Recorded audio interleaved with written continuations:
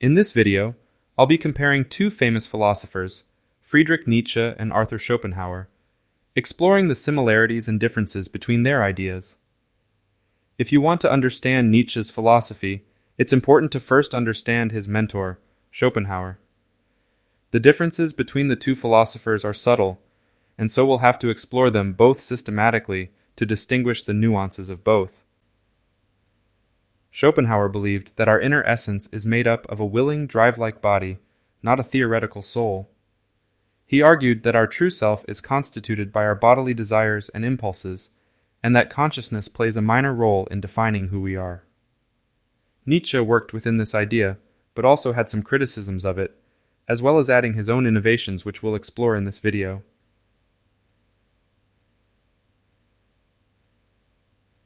Schopenhauer's philosophy emphasizes that our true self is not a theoretical soul, but an embodied will.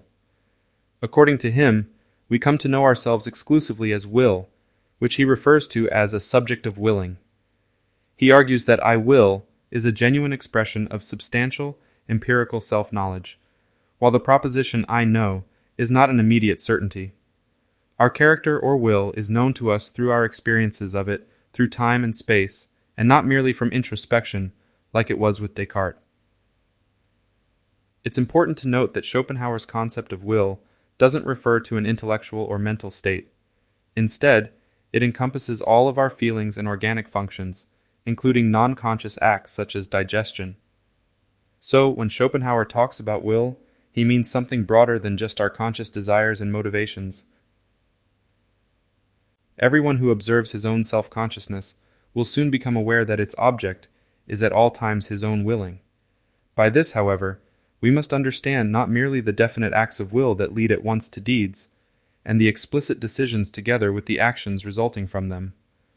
On the contrary, whoever is capable of grasping in any way that which is essential will have no hesitation in reckoning as manifestations of willing all desiring, striving, wishing, longing, yearning, hoping, loving, rejoicing, exulting, and the like, as well as the feelings of unwillingness or repugnance, detesting, fleeing, fearing, being angry, hating, mourning, suffering, in short, all affects and passions.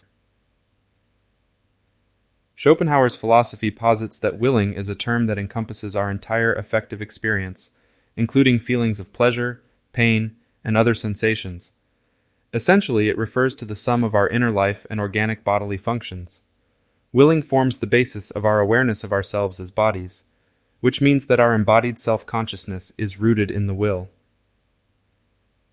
The experience of the will provides us with a unique way to access ourselves through our first-person experience of our body.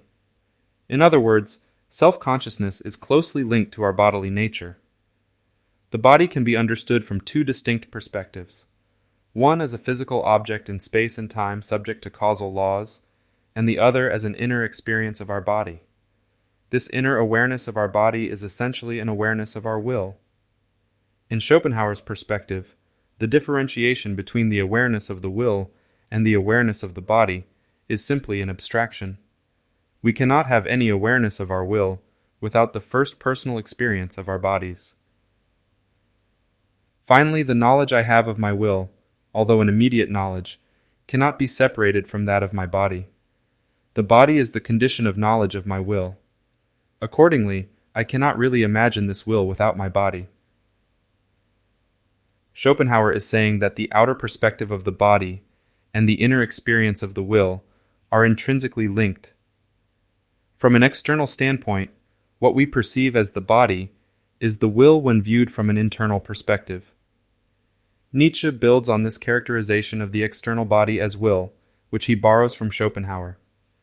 This is evident in a section of Thus Spoke Zarathustra titled The Despisers of the Body. The despisers of the body are individuals who view the soul as our true essence and consider it more valuable than the body. To these, Zarathustra says, the awakened and knowing say, "Body am I entirely, and nothing else, and soul is only a word for something about the body." Nietzsche attempts to reject the same notion here that Schopenhauer also refutes. The idea that our true selves reside in the realm of consciousness and reason and that introspection provides us with genuine self-knowledge, but he also takes it a step further. Schopenhauer's argument that we have privileged access to our will is actually a residue of this same idea, and Nietzsche rejects such foundationalism. In his view, the will is not something that is immediately known to us either. There are still harmless self-observers who believe that there are immediate certainties. For example, I think, or as the superstition of Schopenhauer put it, I will. As though knowledge here got a hold of its object purely and nakedly as the thing in itself, without any falsification on the part of either the subject or the object. But that immediate certainty, as well as absolute knowledge, and the thing in itself, involve a contradictio in objecto. Although Nietzsche criticized Schopenhauer's foundationalism, he still maintained that the body holds a privileged position because it is easier to understand and establish belief in the body than in the mind. Nietzsche believes that the Schopenhauerian will is composed of a range of instincts, drives, and effects that share the same reality as the body. Despite Nietzsche's denial of the concept of the soul, he still refers to the body as a society composed of many souls, and uses the term soul to describe the drives. This may seem like a contradiction, but Nietzsche defends his use of the term by arguing that it should not be entirely dismissed simply because we reject the notion of an immortal soul. As Nietzsche wrote in Beyond Good and Evil, between ourselves, it is not at all necessary to get rid of the soul, and thus to renounce one of the most ancient and venerable hypotheses. But the way is open for new versions and refinements of the soul hypothesis, and such conceptions as mortal soul, and soul as subjective multiplicity, and soul as social structure of drives and affects, want henceforth to have civil rights in science. Nietzsche aims to revolutionize the conventional notion of the soul. He redefines soul as the drives that constitute our body and self, and he uses different terms to describe them, such as under-wills, under-souls, mortal souls, or wills to power. By using the term soul, Nietzsche underscores the drive's subjective, intelligent, volitional, and cognitive character. This also prevents the drives from being understood as purely mechanistic, by emphasizing that the drives are not mere machines or lifeless systems. Nietzsche's idea of the will is different from Schopenhauer's unified will, because Nietzsche views it as a multiplicity of living beings. While Schopenhauer considers the will as the unified basis of the body and mind, Nietzsche proposes that the will is a multiplicity of drives or souls. These drives have the same reality as our organic body they constitute. However, Nietzsche stresses that these souls should not be seen as atomistic. And for us, even those smallest living beings which constitute our body, more correctly, for whose interaction the thing we call body is the best simile, are not soul atoms, but rather something growing, struggling, reproducing, and dying off again, so that their number alters unsteadily, and our living, like all living, is at once an incessant dying. Nietzsche often uses political metaphors to describe the relationships between the beings, wills to power, or under-souls that compose the body. He describes them as a society, which highlights the power relations among a multiplicity of wills to power. This means that there is competition, cooperation, and conflict among them, but also organization, coordination, and hierarchy, depending on how conflicts are resolved and reconciliations are made. In essence, Nietzsche sees the body as a dynamic and complex system of interdependent entities, each striving for its own power and survival, but also contributing to the greater good of the whole. By following the thread of the body, we recognize the human being as a multiplicity of living beings, which, partly fighting one another, partly hierarchized and subordinated to one another, by affirming their individual existence involuntarily, also affirm the whole. Nietzsche introduced the term will to power as a contrast to Schopenhauer's will to life, which he considers inadequate in describing the fundamental nature of living beings. According to Nietzsche, life strives not only for self-preservation, but also for self-overcoming, growth, and domination. The will to power is a holistic term referring to the basic drives within all living beings. In contrast, Schopenhauer's will is synonymous with the will to life, which focuses solely on self-preservation. However, Nietzsche believes that the basic nature of life is the pursuit of power, rather than just mere preservation. Psychologists should think twice before positioning the drive for self-preservation as the cardinal drive of an organic being. Above all, a living thing wants to discharge its strength. Life itself is will to power. Self-preservation is only one of the indirect and most infrequent consequences of this. Nietzsche's concept of the will to power is challenging to understand, in part because he did not thoroughly investigate it. In the context of this video, it refers to the fundamental drive of all living organisms, which is oriented toward growth and mastery. Additionally, the will to power is intended to be a comprehensive concept that emphasizes the power dynamics between the drives within the social structure that is the body. Nietzsche's conception of the will to power differs from Schopenhauer's unified will in that it refers to the inner forces of the human being, characterized by an endless flux of creation, destruction, evolution, and transformation. This inner struggle is produced by opposing forces or wills, vying for their own growth, enhancement, and power over others. Nietzsche scholars Luis de Souza and Marta Faustino argue that for Nietzsche, the human being is a product of the power relations of command and submission within, reflecting the hierarchies that are established, destroyed, re-established, and transformed within the self. The will to power is an innate drive within all living beings that seeks to assert its dominance and expand its influence. This drive is rooted in a selfish desire for more of what the organism identifies with itself, be it physical resources, social status, or less materialistic ends like intellectual prowess or admiration. The will to power achieves this by absorbing and assimilating external elements into itself, growing stronger and more dominant in the process. However, this drive is not content with maintaining the status quo. Instead, it is driven to overcome itself and destroys its current form in order to emerge stronger and more powerful. For example, a plant will grow taller and spread its leaves to gain access to more sunlight, and a business will acquire and integrate smaller companies to increase its market share and profitability. To become something more, you have to sacrifice what you already are. Life itself confided this secret to me. Behold, it said, I am that which must always overcome itself.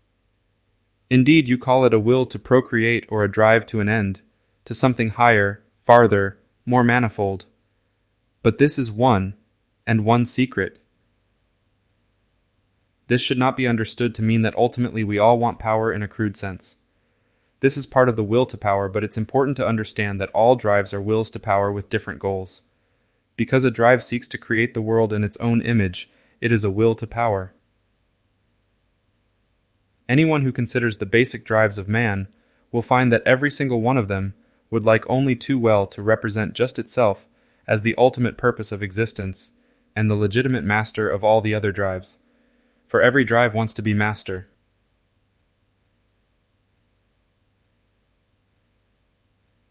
If the foundation of our being consists of a multiplicity of living beings, which Nietzsche identifies as wills to power, or what Schopenhauer refers to as the will, the question arises, what is the function of consciousness within this framework? Nietzsche and Schopenhauer's idea of the human being as will leads to a significant re-evaluation of the role and nature of consciousness. Both philosophers hold the view that consciousness is merely a small aspect of bodily existence. The will does not require conscious participation, and consciousness is merely an accidental feature of human beings. Schopenhauer describes consciousness as a parasite on the organism and the ego, as a transitory state of the will. The intellect is only a tool of the will, serving the conservation and reproduction of the organism. Nietzsche agrees with Schopenhauer that the ego is a tool of the body. Both philosophers devalue consciousness and view the will as the primary essence of the human being, with the unconscious irrational will being the true self opposed to consciousness.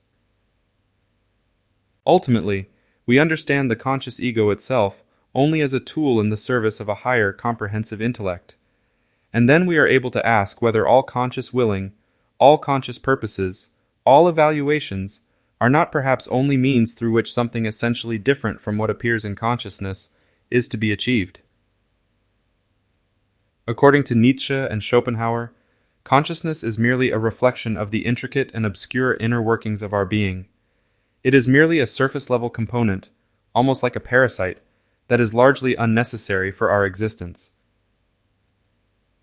For we could think, feel, will, and remember, and we could also act in every sense of that word, and yet none of all this would have to enter our consciousness, as one says metaphorically. The whole of life would be possible without, as it were, seeing itself in a mirror. Even now, for that matter, by far the greatest portion of our life actually takes place without this mirror effect, and this is true even of our thinking, feeling, and willing life.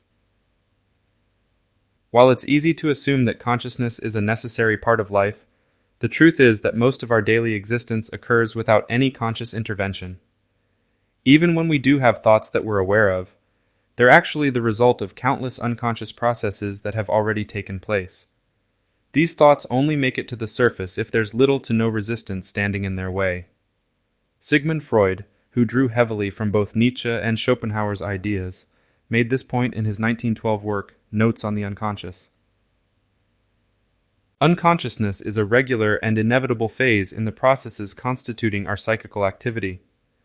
Every psychical act begins as an unconscious one, and it may either remain so or go on developing into consciousness, as it meets with resistance or not.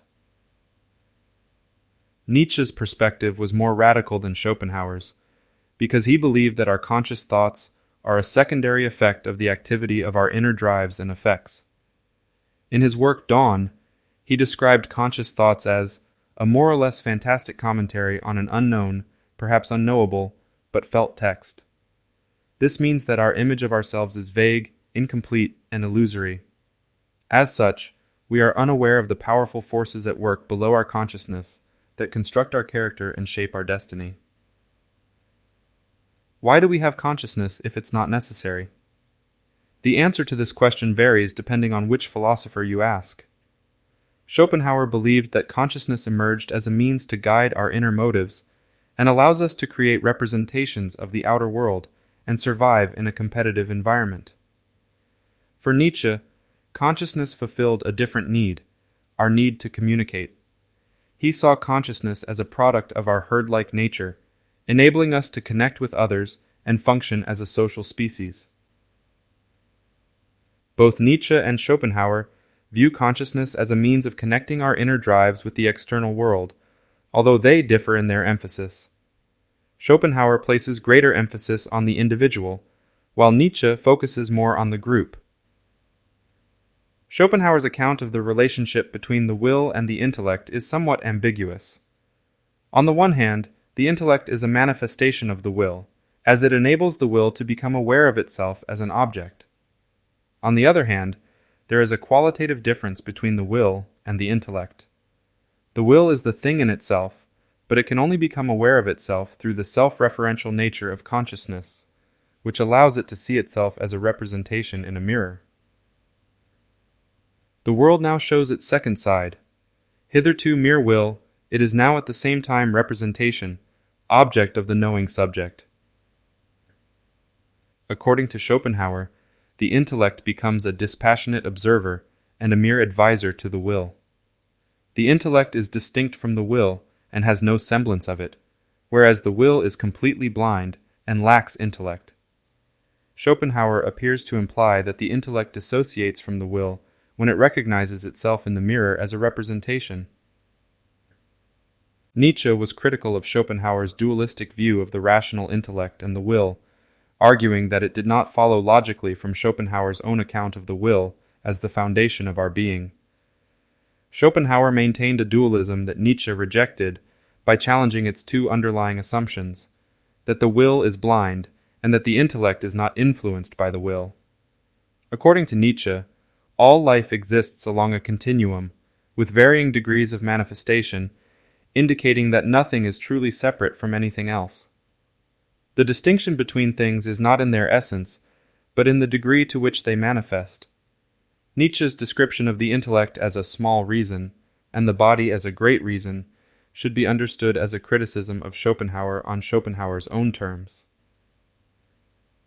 The body is a great reason, a plurality with one sense, a war and a peace, a herd and a shepherd. An instrument of your body is also your little reason, my brother, which you call spirit, a little instrument and toy of your great reason.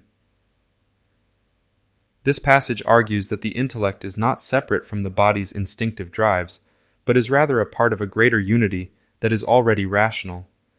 Nietzsche views the body as intelligent through its processes of self-organization and direction, as well as its behaviors, decisions, and actions. The body realizes itself through its activity and goals. By reducing the intellect to the subconscious forces that constitute it, Nietzsche can attribute rationality to these underlying processes. In other words, rationality is not an attribute of a separate and distinct intellect, but rather a characteristic of the body as a whole. The pursuit of any goal or value is a manifestation of the internal conflict among the drives, where one drive or a combination of drives emerges victorious. Schopenhauer ascribes goals to instincts or drives, but they are viewed as largely blind and mechanistic forces that strive towards their objectives without much forethought or evaluation. In contrast, Nietzsche argues that the objectives and purposes of the drives result from a form of knowing evaluation. If only one could live without evaluating, without having disinclinations and inclinations. For all disinclination depends upon an evaluation, just as does all inclination. Man cannot experience a drive to or away from something without the feeling that he is desiring what is beneficial and avoiding what is harmful, without evaluating knowingly the merit of the goal. The drives display a form of intelligence by interpreting their own power dynamics and assessing the world through the lens of their objectives and desires. In doing so, they impose their own interpretations upon the world. It is our needs which interpret the world, our drives and their for and against. Every drive is a kind of lust for domination. Each has its perspective, which it would like to impose as a norm on all the other drives. Nietzsche contends that not only do the drives interpret the world and direct our ego consciousness, but he also insists that this activity is vastly superior to the so-called rational intellect. In one note from 1885, the magnificent binding together of the most diverse life, the ordering and arrangement of the higher and lower activities, the thousand-fold obedience which is not blind, even less mechanical, but a selecting, shrewd, considerate, even resistant obedience. Measured by intellectual standards, this whole phenomenon body is as superior to our consciousness, our mind, our conscious thinking, feeling, willing, as algebra is superior to the times tables. Schopenhauer associates representation with consciousness, but Nietzsche agrees with Gottfried Wilhelm Leibniz that representation occurs at the unconscious level as well. This does not imply the existence of multiple centers of consciousness, but rather suggests that thinking, feeling, and willing take place at the deepest levels of our being. The unconscious representation of instincts, drives, and effects is the essential characteristic of our inner psychic and spiritual world, while consciousness is just an accidental feature. Our goals and values are shaped by the drives that underlie our most basic interpretations of the world, giving rise to our individuality. Every action, decision, and thought that we have is inexorably tied to the instincts, drives, and effects that make up our innermost selves. Schopenhauer's account of action is dualistic in nature. On one level, action arises from our conscious rational side, which stems from our intellect. On another level, action is an expression of our inner instinctive strivings and affective nature, which comes from our will. The conscious motive is on one end of the spectrum, while the actual volition originates from the will. Within this interplay, our unconscious inner nature or character is primary. According to Schopenhauer, character represents the unconscious irrational side. In an attempt to reconcile conscious deliberation with his deterministic view of human action, he provides an explanation in a passage from his work, The World as Will and Representation. Resolutions of the will relating to the future are mere deliberations of reason about what will be willed at some time, not real acts of will. Only the carrying out stamps the resolve.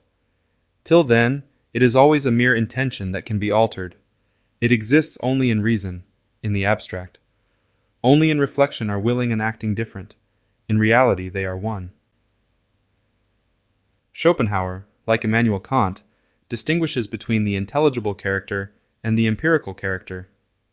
The empirical character is what others observe of us in our behavior, while the intelligible character is the more fundamental essence of our being, free from the limitations of space, time, and causality.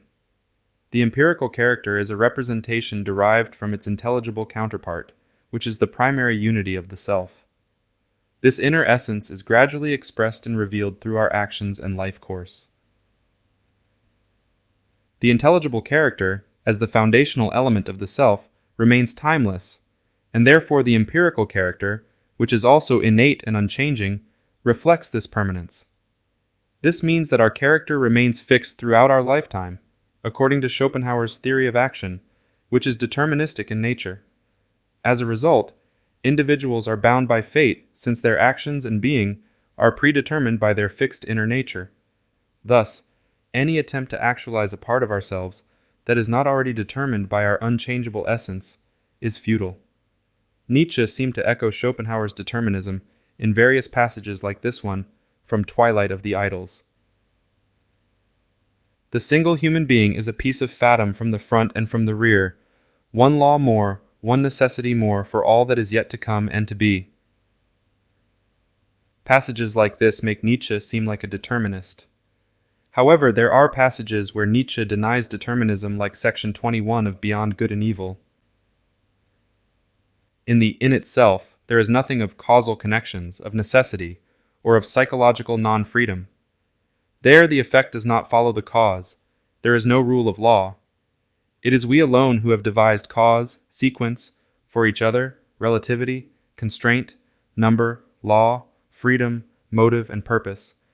And when we project and mix this symbol world into things as if it existed in itself, we act once more as we have always acted, mythologically.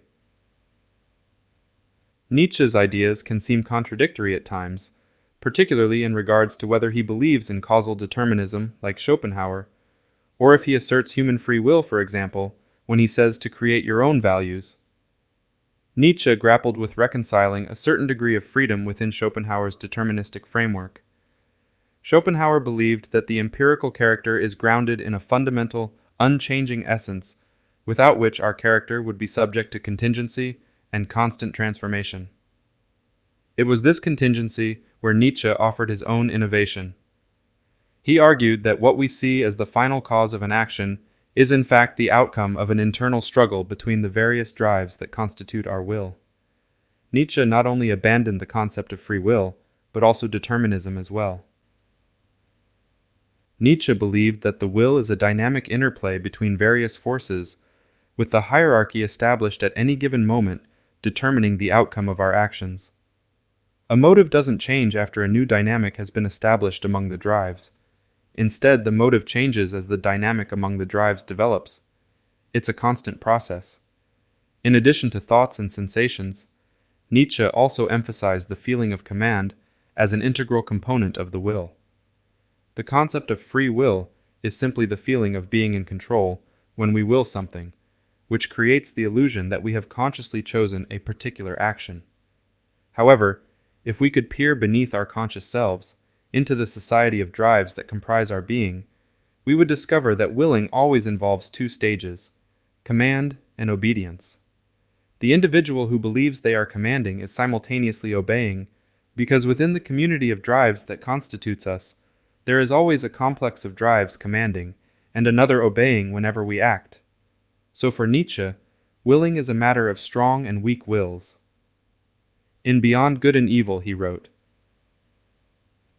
"In all willing, it is absolutely a question of commanding and obeying on the basis of a social structure composed of many souls.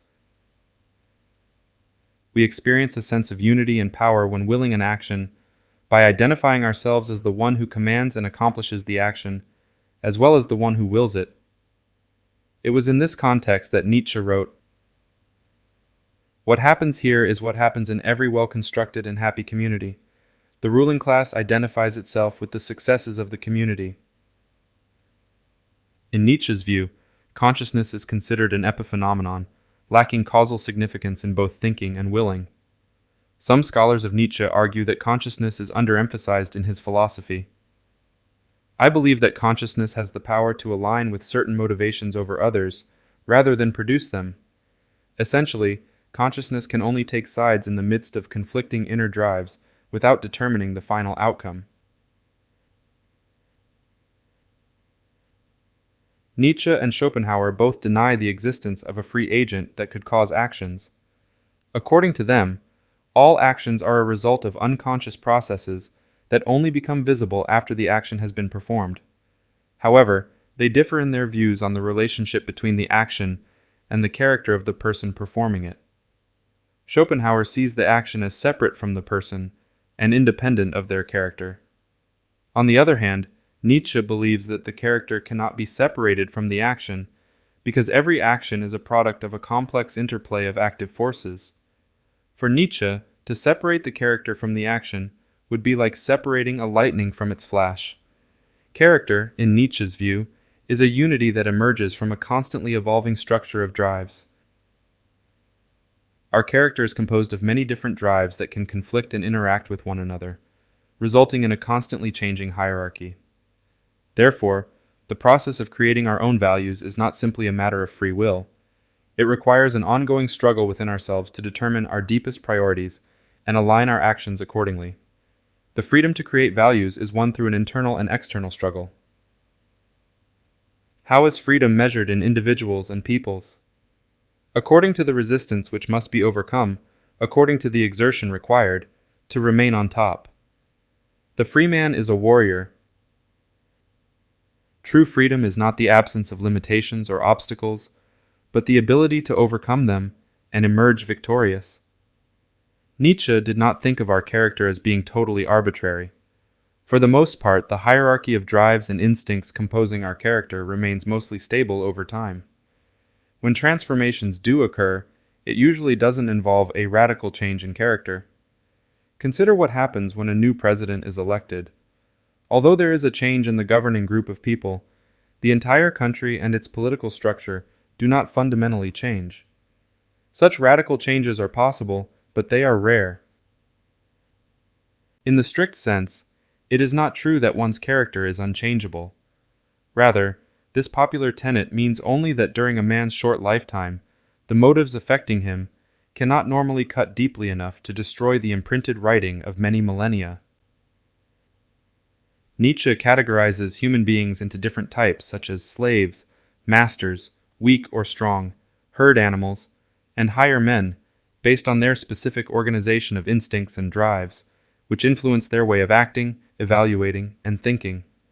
While there may be some minor changes or evolutions, these configurations tend to remain stable throughout our lives. Schopenhauer believes that an action can only reveal what we already are, while Nietzsche argues that our actions shape and define who we are becoming. According to Nietzsche, our character is not a fixed entity that exists in its entirety prior to our actions. Rather, it is a continuously evolving construction that is shaped by the interplay of our internal drives and instincts. Thus, every action and every moment presents an opportunity for us to redefine ourselves and our character. Nietzsche sees the individual as a work in progress, constantly in a state of becoming rather than being. As we can see from this comparison, Nietzsche built on Schopenhauer's framework, adding his own radical innovations. While both Schopenhauer and Nietzsche share some similarities in their views on the will, the self, and their interrelationship, it is in the subtle differences between them that Nietzsche's thought truly shines. To fully grasp Nietzsche's ideas, one must have an appreciation for these nuances. Nietzsche once referred to himself as a nuance in Ecce Homo, and indeed his nuanced account of the self and the will, while rooted in Schopenhauer's philosophy, is significant in its own right.